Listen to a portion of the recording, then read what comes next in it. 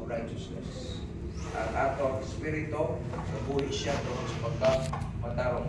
Ang pagkamatarong, nagihatag sa Ginoo. Dili kini itong tarong-tarong atong gihimo. Kanang paghatag o may pagpansin sa atong isig kaingon, maayo man na. Pero ang righteousness nga gisgutan diha mao ang gitawag nga pulong sa Dios, ang kining pagkamatarong sa Dios.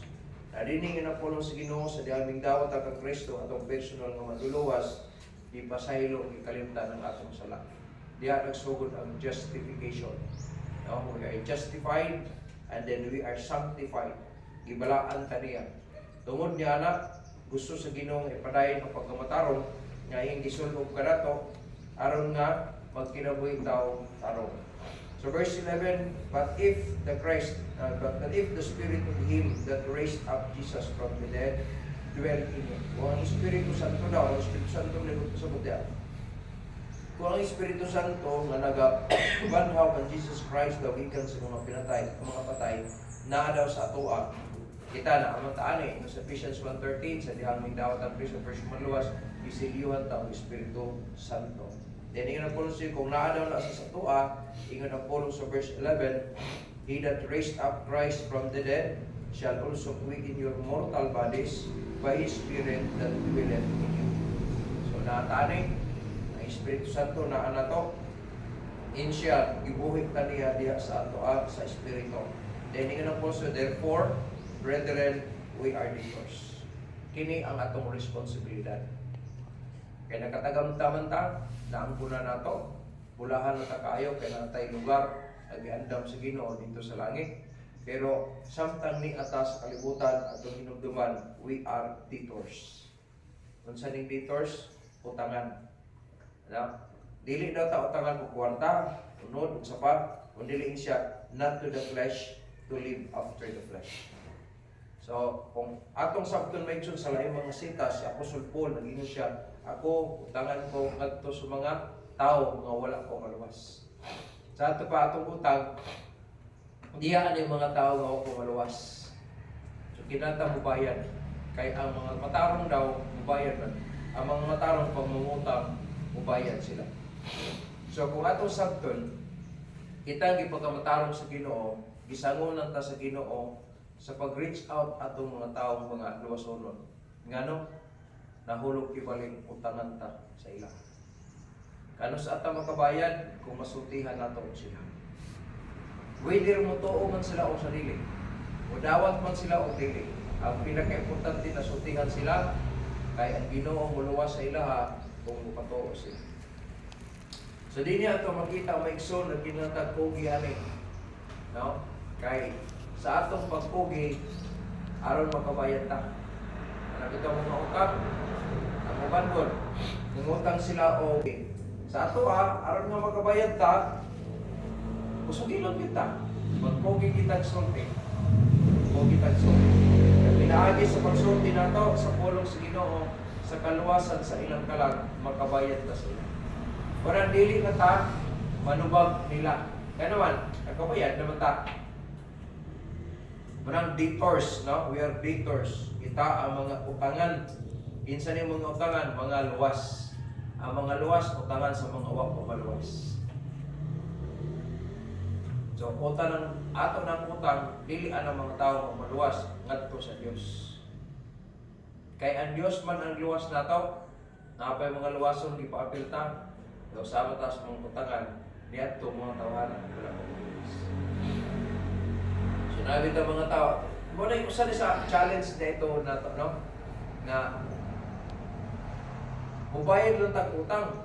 Dili daw aton ang atong bayad. Wala na nga, ay nalang kong bayarin. Wala ka na, no? Ako nakahinumdum ko itong una, sa diyan ang process ko sa papel. Pero tinan ko asa kong ginansya. Kaya nga naman, pag abot sa pandemic, hingubos mo magiging ang akong 3,020. Ang bayro nun ako, 2,880 na lagot.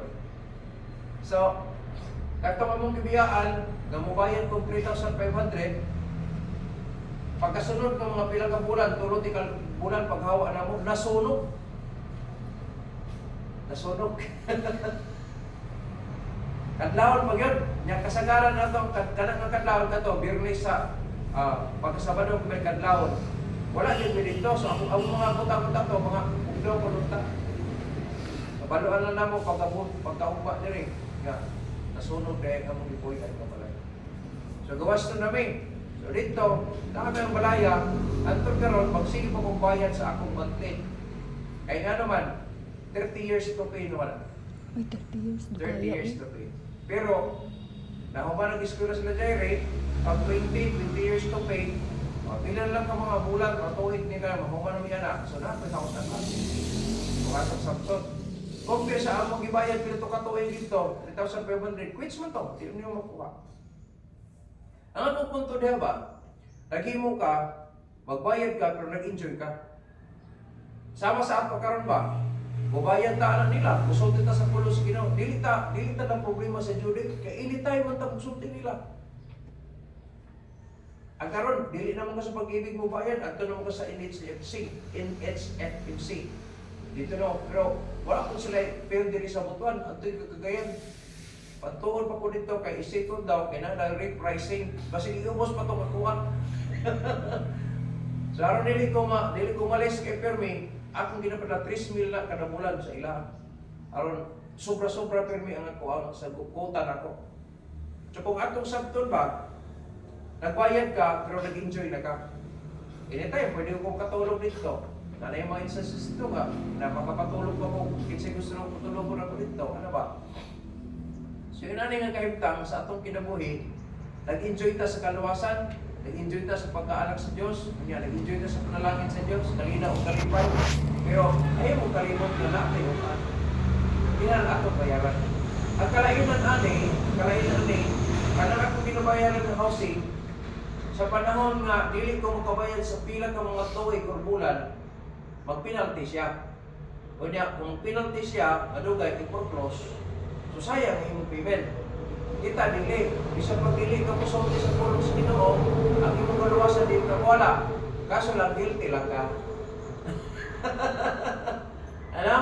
Dili mawala atong kaluwasan, pero guilty ka. Nakabalo mo kang muli buhaton, dili nang pinahimo. Guilty ba ka?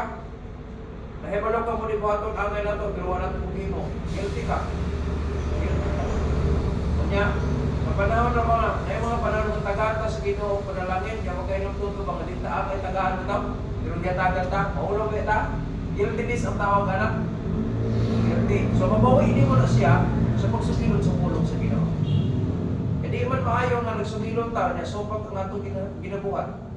Dili maayo. Dapat nagkinabuhi ta sa pulong sa Ginoo, nagsugilon sa iyong pulong. Mo na pinaka-best. Kaya mo kalimot sa ato utangan taan ng mga tao nga nagpalimot na ito, mawala ko maluwas. So, babata man, matigulang man, medyo man o dili, pinakusugilan. Kaya nga naman, utangan ta. Magkabayad lang ta kung makasultit na sa ilang sa daspo. Na, ang kaluwasan, dili man ato ang hold, iyam na sa Diyos. Magkasulti na ito na, ang Holy Spirit, mamatapalong din sa iloson, din sa dili. Ang pinag-importante, sugin lang na. Sugin lang. Kaya yung mga panahon nga mo tudlo ta Bible study nga naman aron for partirans sa learning nila. Partirans. Tugot ta sa Ginoo, madugang mo na sa tilan sa Ginoo. Ano? So mo na itong trabaho karon mga igsoon. Yun ang puno sila ingon nga nakadawat na ang Kristo itong personal luwas ang kining Espiritu Santo nga nag-raise up ang Jesus Christ gikan sa patay nga nagpuyo daw nato man ang Holy Spirit na sa tuwa, so dapat ang itong buhaton na siya. Paliho ko na itong Holy Spirit nga nasa tuwa, magsugilon ta, ingon nga human instrument niya. No? Human instrument. Maraming itong trabaho. Kaya samtang nagsulti ta, dapat ang pinga na ito atong pagkinabuhi, kaya ginatanaw ta nila. Ginatanaw ta nila. So nagwali ta, nagkinabuhi ta, so ang mga tao mabless kinabuhi na ito, musunod sila sa kabubuton sa Ginoo. So, mga mga utanga nga, angay na itong hinumduman, na sa kinabuhi, samtang di ako ta sa kalimutan, pag naapay wala ko mga luwas, utangan ko gigapon ta sa ilaha. So, ato na yung kada sulti na ito, privilege gina, kada sulti na ito sa ilaha. Na, kung magwali ko sa mga parents, privilege na ako na, magwali ko, gano'n, magkabayad ko nila.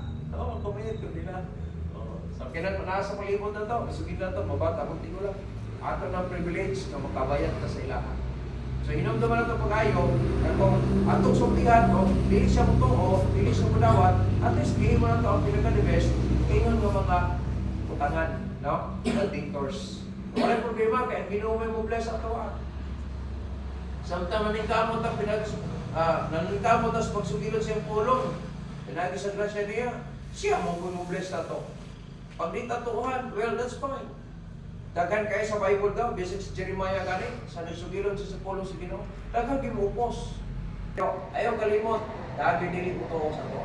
At pinaka-importante, mo panay ta sa pag-imo, parang di tatagdo nila, ang importante, nagsulti ta kay aron makabayad ta nila. So dili ta gansing, tuuhan taon dili, di ta gansing. Ano naman, ang kalawasan di mawala, o niya, sa niyang sugilin talaga, kabayad at tubangan sa Ginoo sa atong utang, ingon nga mga luwas. So di ta gansing. So tinata, ipadayon na to, ang kakuging, ang kanang gitawag na to o kadasig, inahanglan na siya, kaya aron makapadayon sa pagsugilon sa pulong sa Ginoo. Boni ang mga trabaho sa mga luwas, nga pinaagi po sa iyong pagsulti sa kaluwasan, makabayad sa siya. No? As debtors. Amen? Debtors. So, hinumduman na ito pag-ayo nga sa atong pagpamuhat sa Ginoo ni, no? Para sa kahimayan sa Dios. Dili aron ingnon ta mga buutan ta. Gani nangandoy pa gani ko nga unta ang tibok iglesia mo participate aning tanan. Kaya nga naman, utangan mo sa na sila. May nalaman kabayad sa sila unta para sa kahimayan sa Dios. So kita nga nakakatun nini at yung padayon para sa kahimayaan sa Dios. Amen? Mga tindog ka.